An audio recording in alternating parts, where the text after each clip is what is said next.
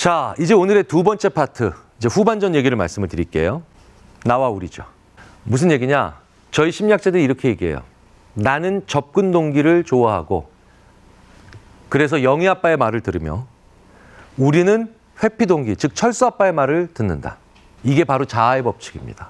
지금까지는 시간의 법칙을 봤지만 이젠 자아의 법칙을 못 차려는 거예요. 자, 무슨 얘기냐? 나는 접근 동기 영희 아빠의 말, 우리는 회피 동기 철수 아빠의 말. 자, 무슨 얘기냐면요. 저희들의 스승님 보험 설계사분들은 1대1로 고객을 만날 땐 이 보험으로 얼마나 좋은 일이 많은가를 얘기해요. 그런데 여러 명을 앉혀놓고는 이 보험으로 무엇을 막을 수 있는가를 주로 얘기하세요. 나는 좋아하는 걸 가지고 싶은 자하고 우리는 나쁜 걸 막아내고 싶은 자하거든요. 그리고 이 세상에 세일즈의 신들은 다 이 법칙을 지키고 있습니다. 제가 우리나라에서 굉장히 유명한 자동차 딜러분들을 특히 수입차 브랜드로 몇 분을 연구해 보니까 이분들은요. 혼자 온 손님한텐, 나로서 온 손님이죠. 혼자 온 손님한텐 절대로 이 자동차의 안전도나 연비 같은 걸 굳이 불필요하게 많이 얘기하지 않습니다. 오로지 혼자 온 손님한텐 이 자동차로 당신이 얼마나 간지날 수 있는가를 얘기합니다. 이 자동차로 당신의 품격이 얼마나 올라가는가를 얘기해요. 왜? 나는 좋아하는 걸 가지고 싶은 접근 동기의 자아니까. 엔터테인먼트 시스템 완전 좋아요. 막 이런 얘기합니다. 네. 심지어 이런 얘기도 해요. 손님, 수입차는 승차감보다 중요한 게 하차감입니다. 막 이런 얘기까지 해요. 네. 그런데 그 고객이 그 다음날 그 고객이 이제 이 차에 더 관심이 생겨서 가족을 데려옵니다. 이제 우리로 오는 거죠? 우리로 오는 거잖아요. 그러면 첫 마디가 이걸 하더라고요.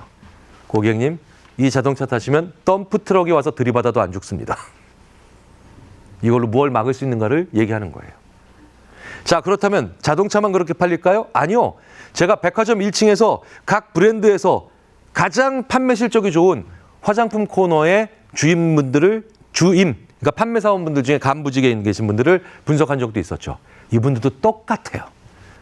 화장품의 두 가지 차원이 있잖아요. 뷰티와 안티에이징. 아, 벌써 이미 눈치를 채셨구나. 예. 이 최고 세일즈 하시는 분들, 최상위 1% 판매 사원들은요, 혼자 온 손님한텐 뷰티 관련 단어를 훨씬 더 많이 씁니다. 일행으로 온 손님들한텐 안티에이징 관련 단어를 훨씬 더 많이 써요.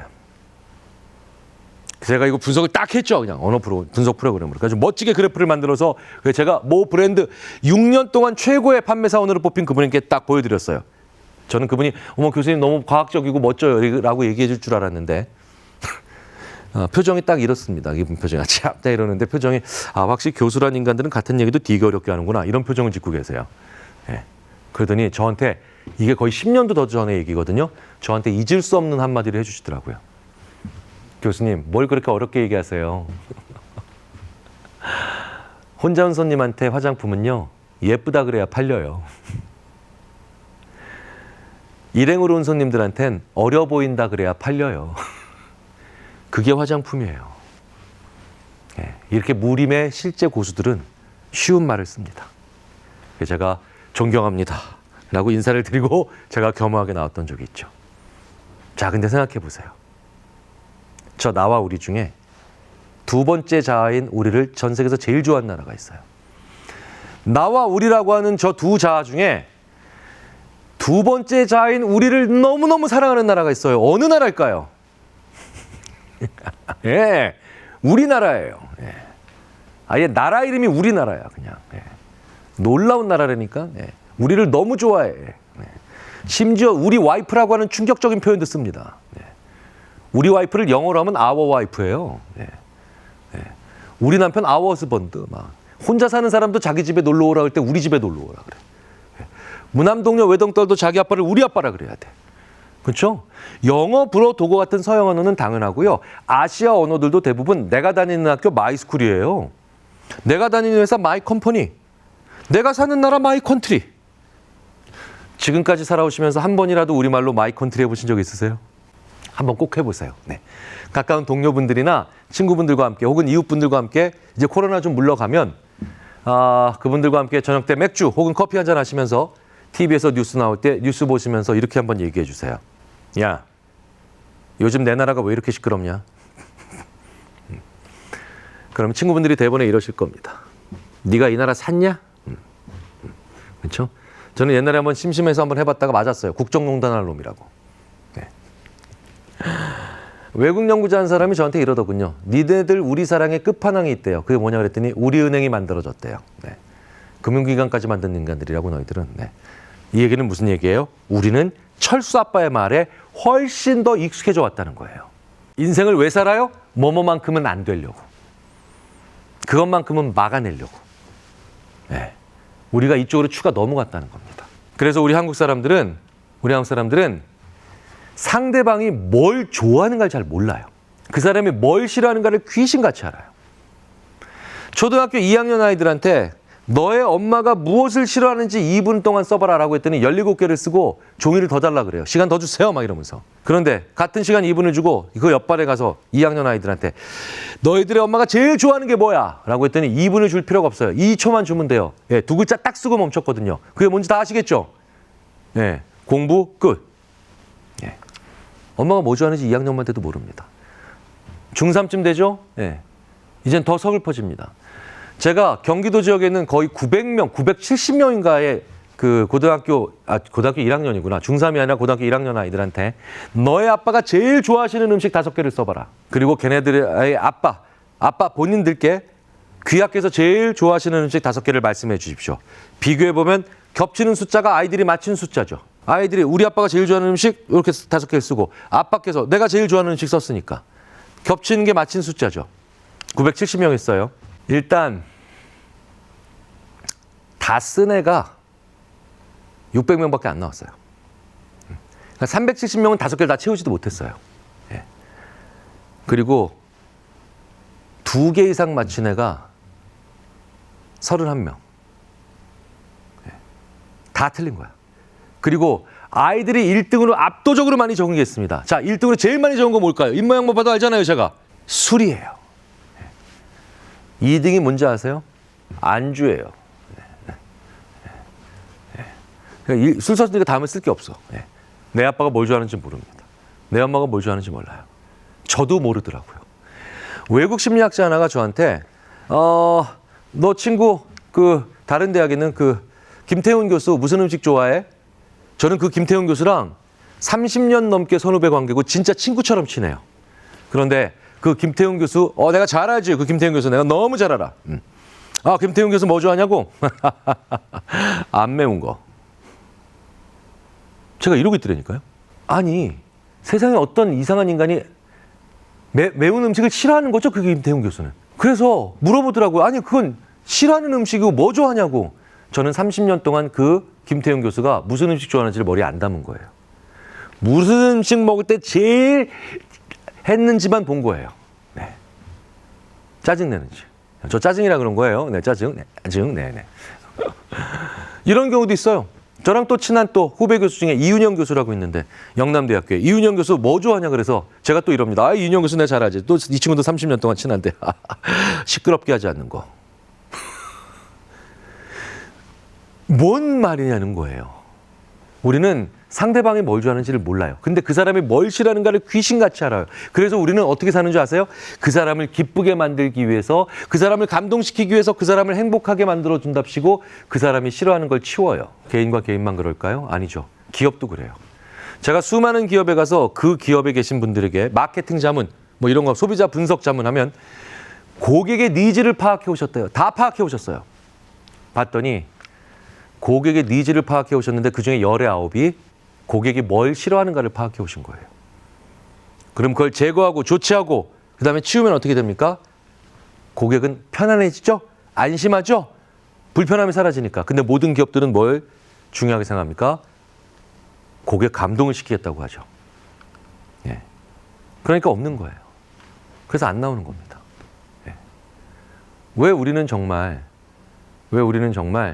이런 관계, 이런 우리의 모습을 살아갔을까요? 그리고 이 우리를 잘 살리면 뭔가 좋은 일이 있지 않을까요? 이런 문화를 뭐라고 부르느냐? 관계주의 문화라고 합니다.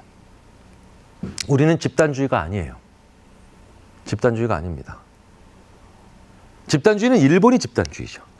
일본이 집단주의입니다. 한국은 관계주의 문화예요. 집단주의와 관계주의는 뭐가 다를까요? 여러 가지 차이가 있겠지만 집단주의는 자아가 좀 심플합니다. 집단주의는 이런 거예요. 내가 소니 다니면 소니, 내가 일본 사람이면 일본. 그러니까 일본 사람들은 자기가 다니던 회사가 망하면 자아가 무너지죠. 자기가 속해 있는 나라가 전쟁에서 지면 심지어 자결까지 합니다. 그래서 왜 이런 행동들을 우리가 좀 의아해했잖아요. 아니, 시골 학교 선생님인데 왜 나라가 전쟁에서 졌다고 자기가 할복을 해? 그리고 우리나라 사람들은 반드시 거기에 뒤에 붙이죠. 쟤는 처자식도 없냐? 동료도 없냐? 학생도 없어? 선생도 없어? 친구도 없어? 너의 주위에 수많은 관계가 여전히 존재하고 있는데 왜 집단이 소멸됐다고 너까지 소멸시켜? 넌 아직도 할 일이 많은데. 책임감 없이. 이게 한국 사람들의 시선이죠. 그런데 일본에서는 내 주위에 있는 관계가 아무리 많은 게 있어도 집단이 소멸했을 때 자기를 같이 소멸시키는 게 마치 미덕처럼 된 거죠. 그래서 한국과 일본은 정말 다른 얘기죠. 외국 심리학자들이 저한테 이런 얘기 많이 합니다. 영국, 프랑스, 독일은 지난 1000년 동안 이해 관계 때문에 싸웠대요. 그런데 니들 한국과 일본은 지난 1000년 동안 이해가 안 돼서 싸웠대요. 서로 간에 이해할 수 없는 전쟁을 하죠. 그러니까 왜냐하면 일본은 집단주의라서 집단의 아이콘만 딱 잡으면 돼요. 그러니까 일본 전쟁은 왕 잡으면 전쟁 끝납니다. 그러니까 2시간짜리 영화면 돼요. 근데 우리는요, 아시잖아요. 우리의 역사를 보면 왕 잡으면 그때부터 전쟁이 시작돼요. 그래서 영화가 16부작으로 가. 왜? 기본 30년 동안 싸워야 되니까. 수도도 그렇죠. 일본은 집착적으로 수도에 계속해서 붙어 있습니다. 그래서 적 병력이 더 적고 우리 병력이 많은데도 잘못해서 전술적으로 밀려서 수도를 뺏기잖아요. 그럼 왕조가 항복을 해보는 경우도 많아요. 걔네 수도에 너무 집착을 합니다. 우린 또 버리라고 있는 게 수도예요. 또. 우리 웬만하면 수도 옮겨 그냥 가자 막 이러면 가죠. 그렇죠? 그러니까 걔네들은 너무 미련한 것 같고 우리는 보면 너무 그렇죠? 쉽게 버리고.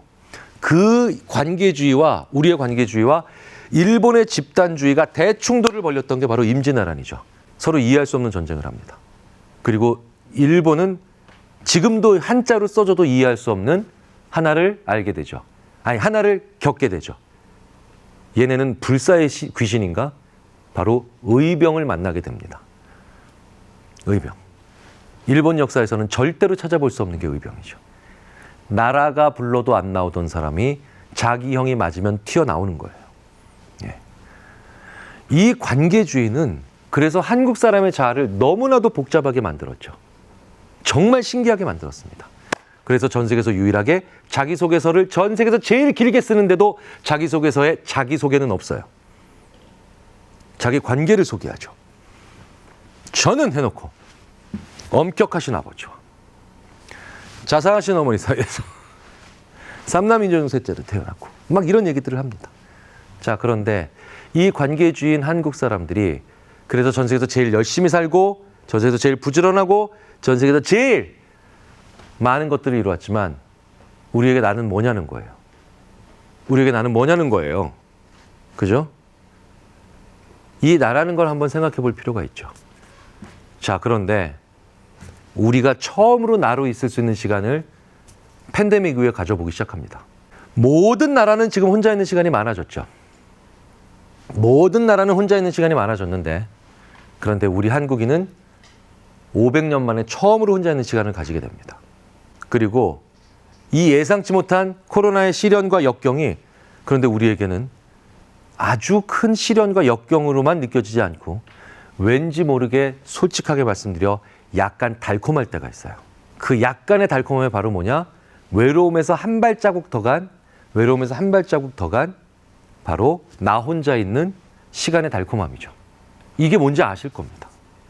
자, 그렇다면 이때 뭘 알아내셔야 되나요? 나는 무엇을 소망하는 사람인가를 알아내셔야 됩니다. 나는 무엇을 좋아하는 사람인가? 무엇에 힘이 나는 사람인가? 나. 오로지 나라고 하는 것에 한번 온전하게 관심을 가져보시는 게 어떨까요? 전 세계에서 이런 막아야 될 걸 가장 잘 막는 게 한국 사람입니다. 전 세계에서 이런 일만큼은 안 일어나야 돼라는 걸 가장 또 잘하는 게 한국인이죠. 제가 얼마 전에 불과 한 달도 안 되고 한 3주 전에 제가 미국, 그 다음에 네덜란드, 그 다음에 스웨덴 이렇게 3개 국가 심리학자들과 웨비나를 하는데 이 사람들이 저한테 이렇게 얘기해요. 야, 니네 얼마 전에 인터넷 끊겼다며 1시간 15분 동안. 기억나시죠? 그래서 제가 진짜 난리 났어라 1시간 15분. 진짜 우리 얼마나 열받았었는데. 그랬더니 스웨덴 심리학자가 저한테 그래요. 야, 그럼 니네는 코로나 시작되고 그때가 처음 끊긴 거야? 왜? 진짜? 나 조금 이따 끊길 테니까 30분 있다 보자. 우리는 뼈를 갈아서 혼을 갈아서 이걸 유지하고 있죠. 예. 일어나면 안 되는 일을 잘 막아내고 있습니다. 물론 우리나라도 언제든지 일어나면 안 되는 일들이 일어나서 우리가 분노하고 그리고 정말 격노하는 사회죠. 하지만 우리의 삶은 전 세계에서 제일 열심히 산다는 거 알고 계시잖아요. 그럼 그게 주로 어디로 갔냐는 거예요. 바로 일어나면 안 되는 일, 내 인생에서만큼은 막고 싶은 일에 주로 일어났죠. 그런데 그 반대편에는 내가 있고 나는 뭘 만들어내는 자아냐? 행복을 만들어내는 자아입니다. 우리는 안전과 평화를 만들어내는 자아예요. 그렇기 때문에 이 코로나 팬데믹은 우리로 하여금 처음으로 우리가 길게 살아야 되는 인생에서 나는 무엇을 좋아하는 사람인가를 한 번쯤 생각해 보게 만드는 그런 시간이 될 겁니다. 오로지 회피 동기를 충족하는 건 굉장히 위험한 겁니다. 책임을 다하는 삶일 수도 있지만 왜 위험하냐고요?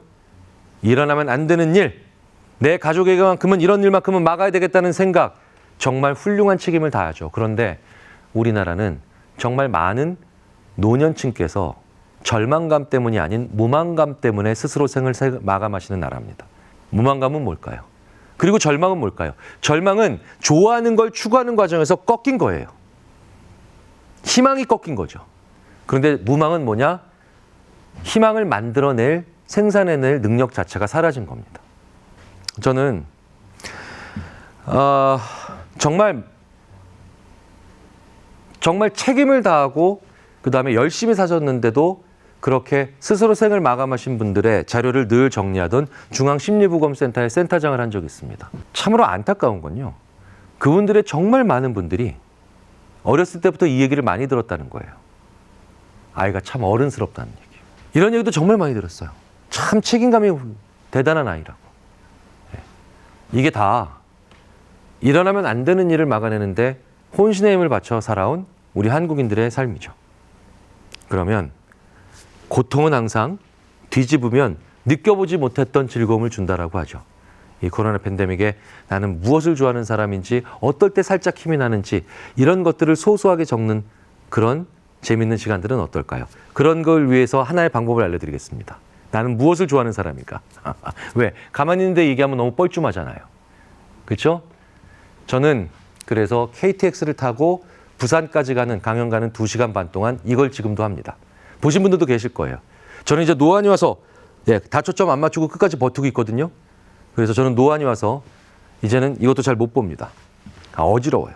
저는 타기 전에 복권을 한 장 삽니다.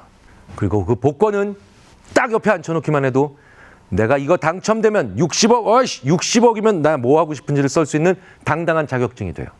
2시간 반 동안 지금 5년씩 6년 동안 계속 쓰고 있어요. 저 지금 거의 책 한 권이에요. 그래서 제가 지금 이렇게 하고 싶은 게 많은 거예요. 저녁에 있는 대화가 있는 가족, 맨날 얘기하죠.